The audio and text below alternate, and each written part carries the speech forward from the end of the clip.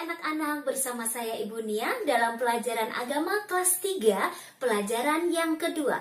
Aku mampu membedakan perbuatan baik dan perbuatan buruk. Mari kita belajar. Anak-anak yang terkasih, marilah segera kita menyimak dengan baik materi pembelajaran kita tentang aku mampu membedakan perbuatan baik dan buruk. Anak-anak, dalam kehidupan manusia, ada perbuatan manusia yang baik dan ada perbuatan manusia yang tidak baik atau yang kita istilahkan dengan perbuatan buruk. Apa saja sih contoh perbuatan-perbuatan yang baik?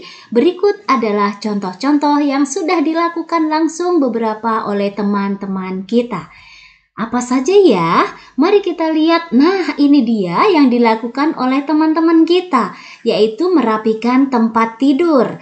Jadi setelah bangun tidur tidak langsung berlari kemana-mana, tetapi merapikan terlebih dahulu. Dan wow, bagus sekali ya. Hebat, mereka masih kecil-kecil tapi sudah bisa melakukannya dengan baik. Berikutnya ini dia, ini juga teman kita loh. Namanya siapa sih? Pasti kalian ada yang pernah melihat wajah-wajah mereka ini ya. Mereka setelah bermain nih, merapikan loh mainannya. Pastinya kamu juga begitu dong. Jadi untuk main berikutnya kamu tinggal angkat itu box mainannya. Lebih mudah kan? Tidak usah nyari kemana-mana, rumah tetap rapi. Oke, pasti semuanya kalian juga bisa melakukan seperti teman kita ini. Berikutnya adalah apa? Wow, dilakukan oleh si cantik ini. Teman kita juga loh ini. Menyapu dan menyiram tanaman. Wow, membantu orang tuanya. Pasti mama papanya sangat senang, sangat gembira. Apalagi ini tanamannya pasti tumbuh dengan subur karena dirawat dengan penuh kasih sayang. Mari kita lanjutkan berikutnya. Apa ya? Halo Bu Nia, aku sedang membantu Mami memasak balado. Wah, ini teman kita yang satu ini ternyata laporan ke ibu loh. Dia membantu maminya memasak telur balado dan dia membantu mengupas kulitnya. Hebat, kalian pasti juga bisa membantu mami kalian di rumah untuk membantu memasak di dapur. Apalagi nih?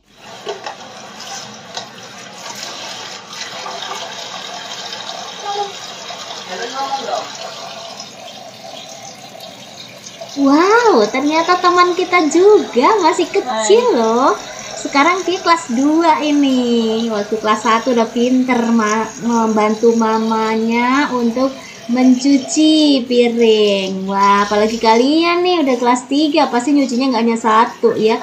Udah bertumpuk-tumpuk. Wah, hebat, bisa dicontoh nih teman kita ini. Kecil-kecil pinter ya. Oke, kita lanjutkan.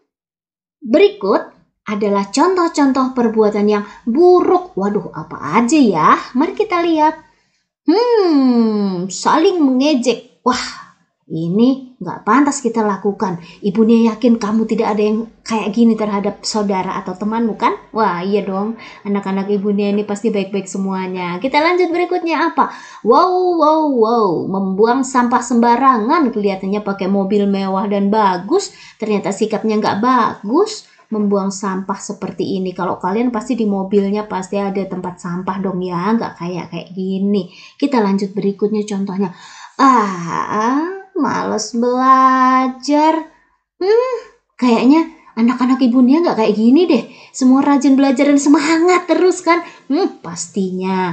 Anak-anak sebenarnya contoh-contohnya itu banyak banget. Banyak dan banyak lagi. Kalian bisa temukan dalam kehidupan sehari-hari. Ya, itu tadi beberapa contoh perbuatan baik dan perbuatan buruk. Sekarang kita akan bersama-sama menyimak kisah Santa Elizabeth dari Hungaria. Ia adalah seorang orang kudus yang mengusahakan selalu hidup baik. Seperti apakah kisah Santa Elizabeth? Ibu akan sedikit memberikan gambaran mengenai kisah hidup Santa Elizabeth ini. Santa Elizabeth adalah putri Raja Hungaria. Dia dilahirkan pada tahun 1207. Wow, sudah lama banget, kita belum ada yang lahir ya waktu itu. Nah, ketika masih muda, ia menikah dengan seorang pangeran penguasa Thuringia bernama Pangeran Louis. Mereka membangun keluarga yang begitu bahagia dengan dikaruniai 3 orang anak. Tetapi kebahagiaan itu tidak berlangsung lama anak-anak. Karena 6 tahun kemudian setelah menikah, Pangeran Louis meninggal karena wabah penyakit.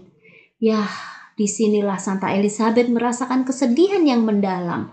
Lebih sedih lagi karena ternyata ia dibenci oleh saudara-saudara dari Pangeran Louis.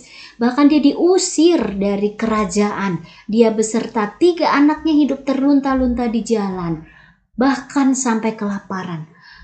Beruntungnya saudara-saudara dari pihak Santa Elizabeth mengetahui kondisi ini, lalu mereka menolong Santa Elizabeth ini beserta 3 anaknya dan kembali hidup dengan layak, bisa memiliki tempat tinggal dan bisa mendapatkan makanan yang baik juga. Mereka tinggal di sebuah desa dan inilah salah satu keunggulan hati Santa Elizabeth.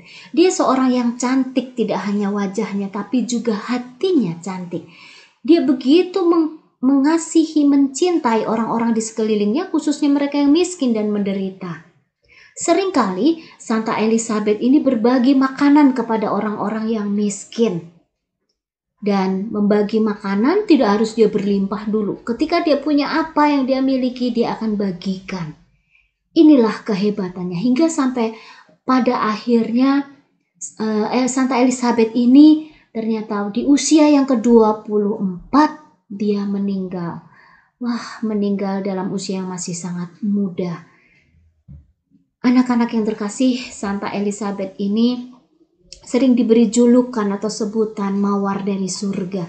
Dia seperti bunga mawar yang harum.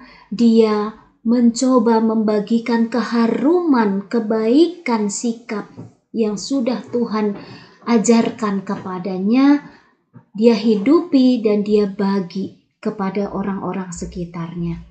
Anak-anak, perbuatan baik itu apa sih artinya?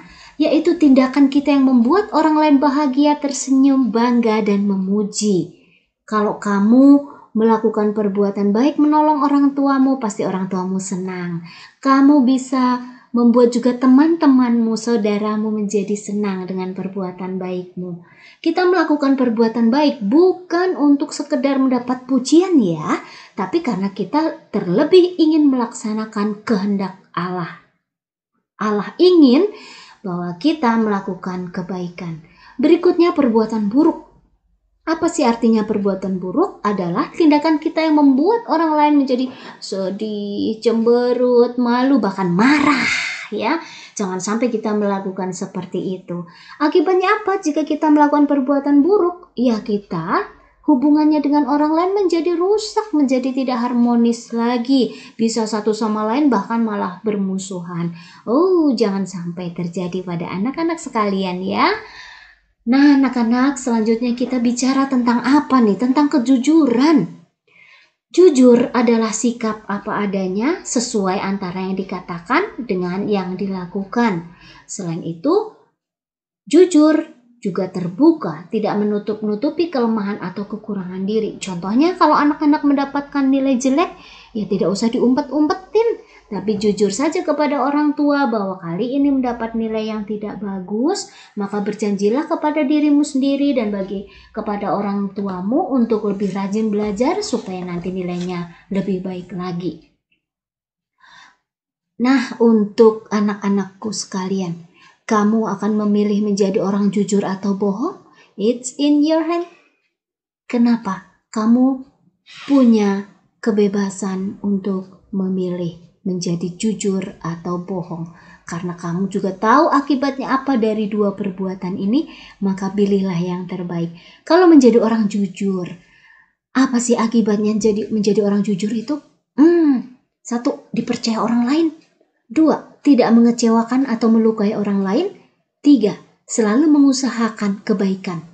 Contoh nih, ada seorang anak yang berlari-lari ke ibu Nia, dia menyerahkan uang 5.000 ketika ibu tanya, katanya dia menemukan di depan kelas dan anak ini berharap ibu Nia untuk mengumumkan kepada teman-temannya. Dan setelah ibu Nia umumkan ternyata benar ada yang kehilangan, lalu uang itu ibu kasihkan kepada anak yang tadi kehilangan. Wah, akhirnya anak yang menemukan ini Wah, disenangi oleh teman-temannya. Bahkan teman-temannya pun akhirnya percaya bahwa dia anak yang baik. Wah, luar biasa ya. Berikutnya, Allah mengajarkan yang baik kepada kita melalui sabdanya yang tertulis di dalam kitab suci. Tapi juga karena kita dibekali dengan akal budi, maka kita diberi kebebasan untuk menerima atau menolak ajaran kebaikan itu. Harapannya sih kita pasti akan melakukan yang baik sesuai ajaran Tuhan. Ada beberapa tokoh-tokoh dalam kitab suci loh yang mengusahakan kebaikan dalam hidupnya. Siapakah dia? 1. Ruth. Tokoh ini tidak mau meninggalkan Naomi, ibu mertuanya, meskipun suaminya Ruth sudah meninggal. Yang kedua, Putri Esther. Apa yang dia lakukan meskipun dia menjadi seorang pemimpin negeri atau ratu, dia tidak melupakan bangsanya yang tertindas, mereka yang menderita tetap ia bantu. Ada juga tokoh yang ketiga bernama Yonatan. Dia adalah anak Raja Saul, sahabatnya Daud. Ketika ayahnya ini membenci Daud sahabatnya, Yonatan itu tetap membantu Daud. Ketiga tokoh tadi terdapat dalam kitab suci Perjanjian Lama. Kalian bisa membuka-buka kitab suci kalian di rumah dan mencoba mencari tokoh-tokoh ini. Bacalah dengan baik. Berikutnya ini ada di dalam kitab suci Perjanjian Baru, yaitu orang Samaria. Di sana dikisahkan orang Samaria ini begitu murah hati, begitu baik hatinya membantu orang yang dirampok dan hampir meninggal. Bahkan ia tidak hanya sekedar mengobati, tapi juga mencarikan penginapan supaya orang itu dirawat dengan baik dan membayar semua biayanya. Wah, luar biasa orang Samaria ini. Dan yang kelima, wah ini dia. Tokoh yang satu ini adalah yang luar biasa, Tuhan kita Yesus Kristus. Ia mengajarkan dan melakukan perbuatan-perbuatan baik dengan penuh kasih kepada siapapun, bahkan termasuk kepada yang membenci Yesus. Wah, luar biasa Yesus kita ini ya. Sampailah kita pada kesimpulan pelajaran kita, yaitu 1. Perbuatan baik, perbuatan buruk, semua ada akibatnya. Anak-anak tinggal pilih yang mana. Ibu harapkan pilihlah yang terbaik, yaitu berbuat baik. Yang kedua, jujur adalah awal dari perbuatan baik. Contoh yang ibu kasih tadi menunjukkan bahwa anak itu dengan dia melakukan kejujuran, dia melakukan perbuatan yang baik. Berikut yang ketiga, Allah mengajarkan kebaikan melalui kitab suci. Kita diberi kebebasan untuk menerima atau menolaknya. Yuk, mari kita melaksanakan kehendak Tuhan. Dan yang keempat, perbuatan baik mendatangkan sukacita, kedamaian, dan kebahagiaan bagi diri kita sendiri maupun bagi orang-orang di sekitarnya. Terima kasih anak-anak sudah menyimak pelajaran kali ini dengan baik. Semoga bermanfaat bagi kita semua. Teruslah berbuat baik dan Tuhan akan selalu membimbing kalian untuk menjadi anak-anaknya yang baik. Oke, selamat menjadi anak-anak Tuhan yang baik, selalu melakukan perbuatan baik. Sampai ketemu di pelajaran berikutnya. Tuhan memberkati. Bye-bye.